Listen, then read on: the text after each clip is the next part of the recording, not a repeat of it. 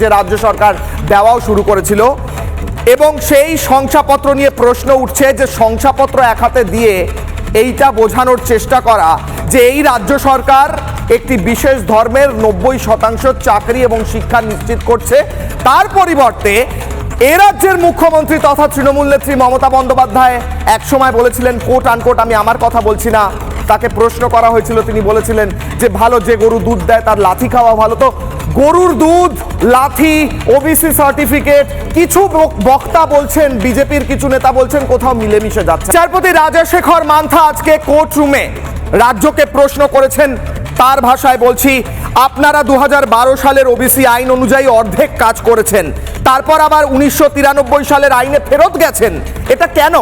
আপনারা কেন 2012 সালের আইনে সংশোধনী আনলেন না, প্রশ্ন করছেন বিচারপতি।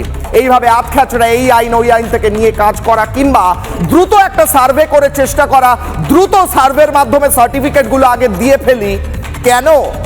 কেন 90% মানুষ একটি ধর্মের, তাদেরকে দ্রুত কিছু সার্টিফিকেট দিয়ে ফেলে কোন তোষণটা করতে চাইছেন রাজ্যের মুখ্যমন্ত্রী মমতা বন্দ্যোপাধ্যায়? প্রশ্ন করছেন রাজ্যের মানুষ, এই বাংলায় ওবিসি সার্টিফিকেট পেলে সুবিধাটা কি?